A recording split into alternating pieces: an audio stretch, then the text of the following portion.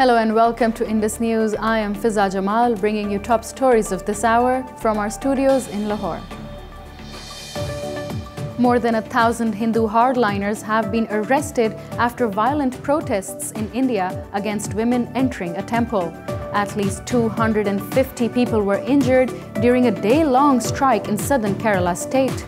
38 policemen were hurt in clashes with mobs who vandalized 20 government offices and burnt about 100 buses. The protests were backed by the ruling BJP and opposition Congress parties. Moving on, Kabul has asked Washington to explain President Donald Trump's comments that US forces should not be fighting in Afghanistan. The presidential palace said the clarification was sought because of differences between US statements and official policy on Afghanistan. In an interview, Vice President Mike Pence has said that Trump is evaluating whether to pull out US troops from Afghanistan. Earlier, Trump said that Pakistan, India, and Russia should be fighting terrorism in Afghanistan rather than the US.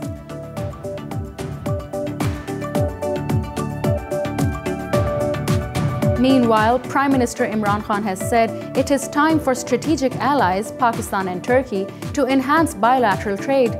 Speaking to businessmen in Ankara, Khan said the China-Pakistan Economic Corridor infrastructure project would ease bilateral trade connectivity.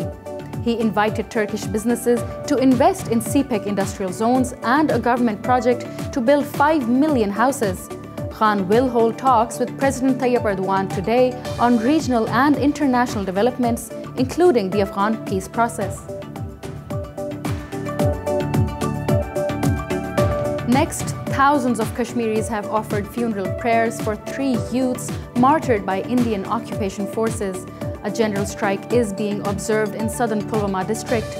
Train services inside occupied Kashmir have also been suspended. To Yemen, where government troops have killed 15 rebel fighters in battles near the capital Sana'a. Yemen's military said that a dozen more rebels were wounded in attacks by government forces in Sirwa district.